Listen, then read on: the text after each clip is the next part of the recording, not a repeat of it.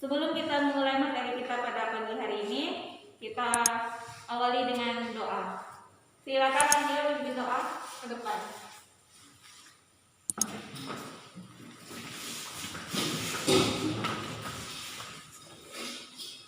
Teman-teman, marilah kita berdoa. Dalam nama Bapa dan Putra dan Roh Kudus. Amin.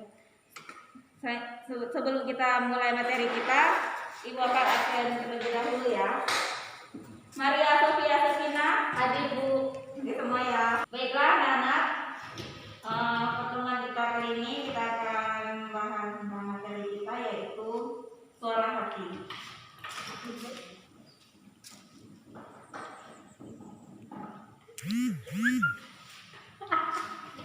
Ya, suara hati.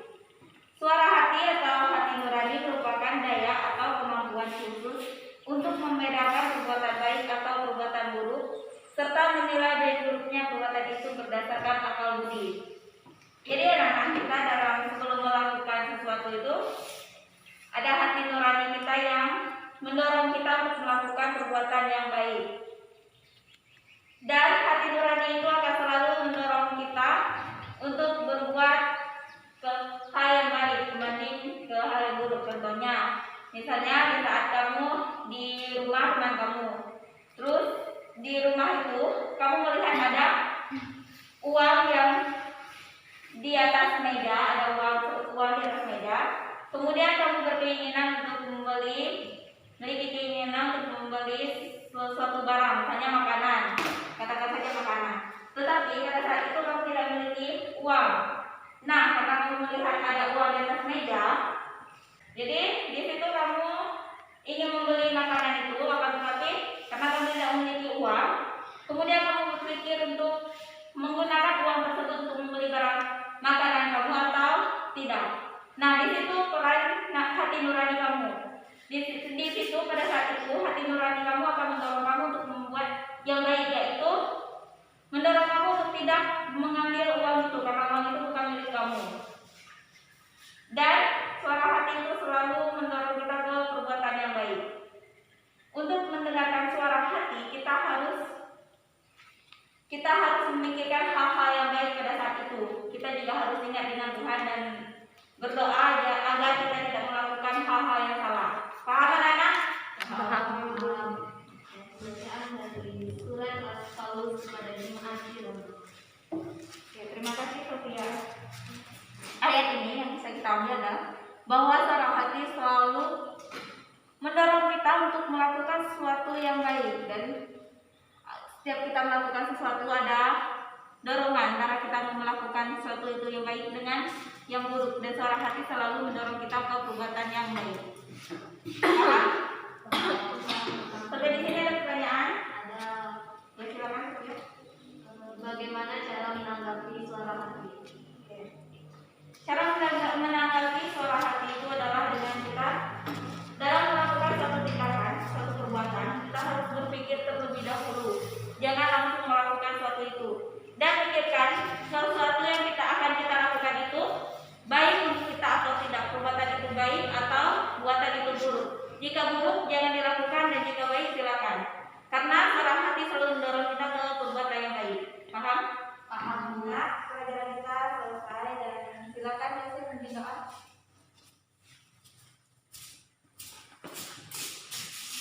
Teman-teman, marilah kita berdoa. Lupa kita tulis ini. Pagi anak-anak, sebelum kita memulai mata pelajaran kita pada pagi hari ini, marilah kita mengangkat tanda kemenangan Kristus dalam nama Bapa dan Putra dan Roh Kudus. Amin. Pelajarannya sudah Ibu ringkas sedikit agar lebih mempermudah pelajaran kita dan mempercepat pertemuan kita pada hari ini. Di sini Ibu akan menjelaskan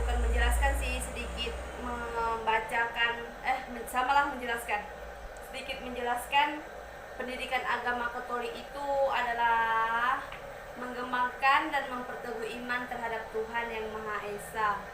Sesuai dengan ajaran Gereja Katolik, kalau pengembangan iman adalah dasar bertambah iman dan memuji Tuhan Allah Ya, sedikit itu yang Ibu ringkas, dan di sini Ibu akan menjelaskan tentang tujuan pendidikan agama Katolik.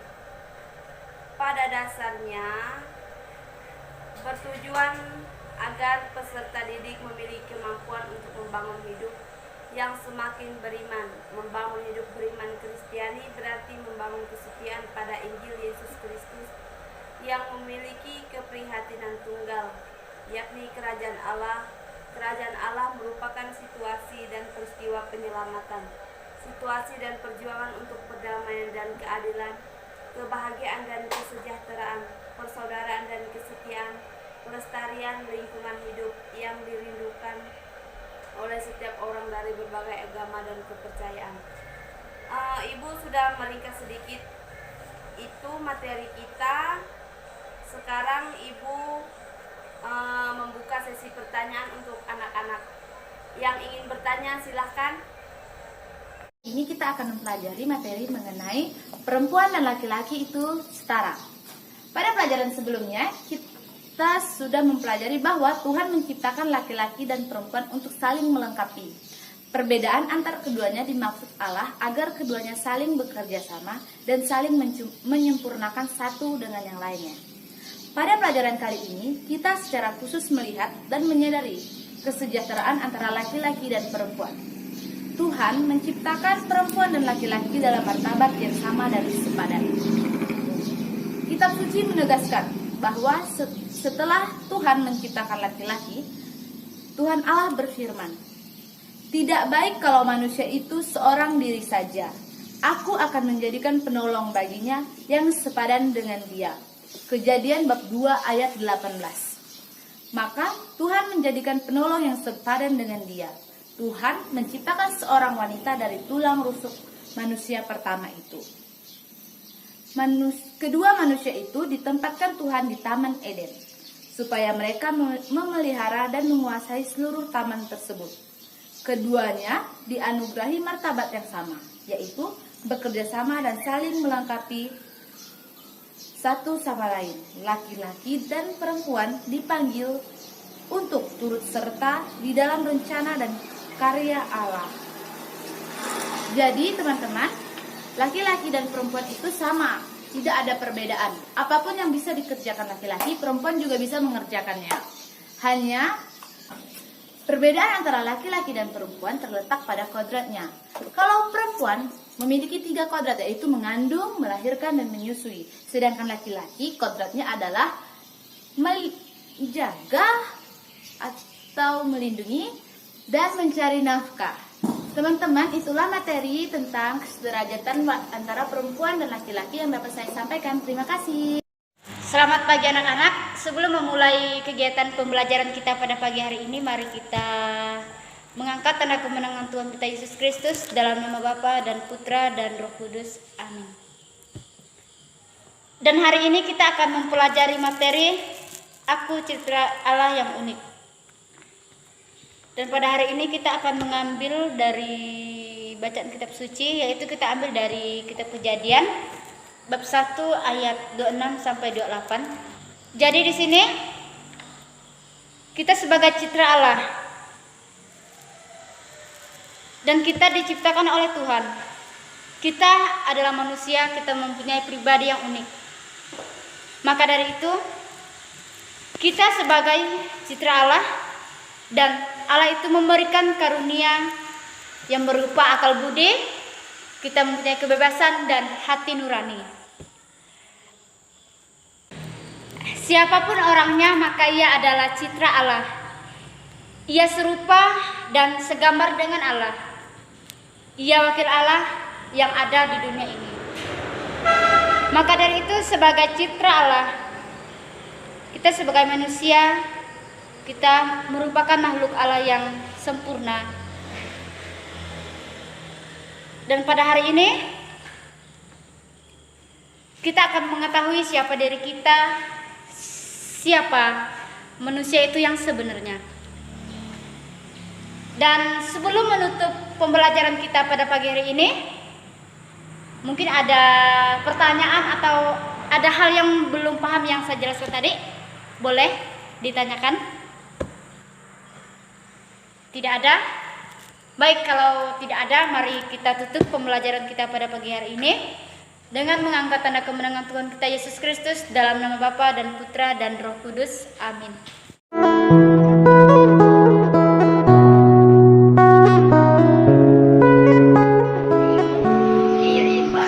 Selamat pagi anak-anak, selamat jumpa kembali untuk kita semua. Baik, sebelum kita membahas materi ini, kita lanjutkan dengan doa terlebih dahulu. Dalam nama Bapa dan Putra dan Roh Kudus. Amin. Materi kita hari ini adalah materi tentang doa dan hal-hal dalam berdoa. Namun sebelumnya agar kita lebih mengerti apa itu doa dan apa itu hal-hal yang harus kita lakukan dalam setiap doa. Nah, doa ialah segala suatu hal untuk kita membangun relasi baik dengan Allah, relasi baik sama Tuhan, relasi baik dengan pencipta kita. Nah, hal-hal yang terdapat dalam doa ini adalah doa-doa pokok. Yang satu, tanda salib. Dua, Salam Maria. Tiga, Bapa kami. Empat, doa aku percaya. Dan lima, itu adalah doa tobat. Di mana doa-doa ini wajib dan harus kita ingat dan hafalkan ketika kita sedang berrelasi dengan Tuhan. Nah, doa-doa ini juga adalah hal-hal yang harus kita perhatikan dalam setiap doa-doa kita dalam doa pribadi. Nah, anak-anak, doa kita ibaratkan dengan elektronik atau HP yang dimiliki oleh kalian, di mana doa ini adalah alat yang sangat ampuh, yang mana kita bisa berbicara langsung kepada Tuhan. Namun meski kita tidak melihat secara langsung wujud nyata dari Tuhan, tetapi dalam hasrat, pikiran, dan batin iman kita itu kita berbicara atau bertemu langsung dengan Tuhan. Tuhan itu dapat menjamah dan memberikan kita kehidupan yang lebih baik. Nah, anak-anak, untuk dapat kita pelajari hal-hal doa, kita dapat lihat di nas Alkitab terdapat dalam Matius bab 6 ayat 7. Matius bab 6 ayat 7 ini kita dapat belajar mengenai hal-hal doa, bahwa di setiap doa kita tidak boleh atau tidak bisa bertele-tele, seperti kita tidak mengenal Tuhan Yesus. Telah mengajarkan kita untuk bagaimana cara berdoa dengan baik dan bagaimana berdoa dengan benar. Di dalam nas Alkitab ini telah menyatakan bahwa kita tidak boleh berdoa bertele-tele seperti tidak mengenal Tuhan. Jangan kita juga mengucapkan terlalu banyak kata doa. Mungkin ketika ada seseorang yang berkata lebih banyak kata-kata doa, mungkin akan cepat dikabulkan Tuhan. Oh tidak, itu semua tidak benar, karena telah sah dikatakan dalam Alkitab di Matius bab 6 ayat 7 ini mengatakan, lagi pula dalam doamu itu janganlah kamu bertele-tele. Apa sih maksud bertele-tele itu? Seperti bertele-tele itu kita ibaratkan dengan tidak boleh bermain-main, tidak boleh mengucapkan kata-kata yang seperti kita berdoa di tengah jalan, di depan orang ramai. Nah, itu adalah doa bertele-tele. Nah, selanjutnya seperti kebiasaan orang yang tidak mengenal Allah.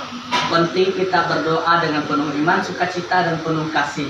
Itu saja yang Tuhan harapkan dari kita, tidak yang lebih. Tidak kata-kata yang panjang, kata-kata yang bertele-tele. Materi kita hari ini cukup sampai di sini. Namun sebelum itu, ada baiknya kita tutup pertemuan kita hari ini dengan doa. Dalam nama Bapa dan Putra dan Roh Kudus. Amin.